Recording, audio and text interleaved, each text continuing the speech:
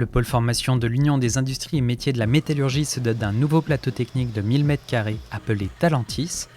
Ce centre de formation qui accueille tout type de stagiaires, que ce soit en formation continue, en alternance ou des demandeurs d'emploi, entend ainsi élargir la palette de ces formations. Le nouveau plateau technique permettra des formations dans les domaines de la chaudronnerie, de la soudure, de l'usinage, de la conduite de machines ou des nouvelles technologies. Alors ici, nous sommes sur Talentis. On trouve 1, 2, 3, 4 pôles de formation. Un pôle formation chaudronnerie sur cet espace où on retrouve les équipements de chaudronnerie traditionnelle. Une cisaille, une plieuse, une grignoteuse, une rouleuse. Le deuxième pôle est le pôle soudage où on forme les gens au procédé de soudage classique. TIG, MIG, MAG, semi-auto. Donc on est équipé de 8 cabines, on peut accueillir 8 stagiaires simultanément avec 1 ou 2 formateurs selon les qualifications visées. Donc on a sur la partie pôle mécanique usinage, entre autres 2 fraiseuses, 2 tours, une rectifieuse plane, des perceuses à colonnes, des établis et on fait aussi sur ce pôle de l'ajustage.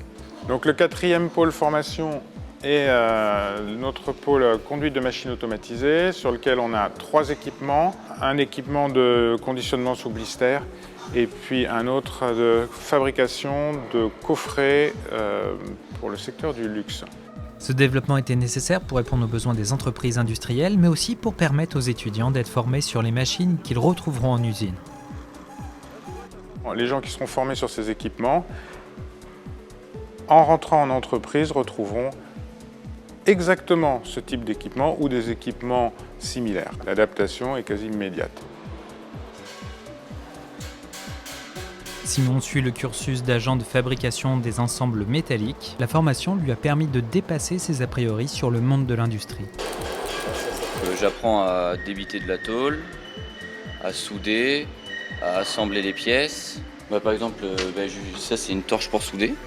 Donc du coup j'utilise ça pour pouvoir souder, pour faire ce genre de soudure. Au début je pensais pas du tout que c'était un métier qui pouvait me plaire. Je me suis dit travailler le métal c'est pas génial, mais au final je me suis rendu compte que au contraire tu peux faire tout ce que tu veux avec ça, et donc du coup c'est génial puisque je pourrais m'en resservir pour moi-même et même pour des amis ou quoi ou autre chose. Même je peux apprendre à des amis comment faire pour qu'eux puissent le faire chez eux, donc ça je trouve ça génial. Les élèves au terme de leur formation peuvent décrocher un certificat de qualification professionnelle, un titre professionnel ou une qualification. Là on est sur un groupe de personnes qui n'ont que très peu d'expérience dans les domaines techniques. Donc l'objectif pour eux dans leur formation, c'est de découvrir justement plusieurs aspects du travail industriel. Ce type de formation leur permet d'acquérir déjà de la confiance en eux et de pouvoir se présenter dans des entreprises via des stages déjà au cours de leur formation et de rendre crédible leur futur retour à l'emploi. L'UIMM du Limousin voit plus loin et projette d'ouvrir un nouveau centre de formation pour 2023. Ce plateau pédagogique de 1000 m² est une première étape dans notre projection du pôle formation. On a un projet qui s'appelle Agile 2023, donc Agir pour l'industrie en Limousin 2023, qui passe au travers de la construction de 2 maisons de l'industrie, une en Corrèze et une à Limoges, en zone Esther. Et cette maison de l'industrie sera un plateau pédagogique innovant et permettra également de découvrir l'ensemble des métiers de l'industrie pour l'ensemble des salariés, demandeurs d'emploi, individus, pour nos chefs d'entreprise également, et qui sera une vitrine partenariale des métiers de l'industrie. Donc inauguration en 2023, puisque nous sommes en train de faire l'acquisition des terrains.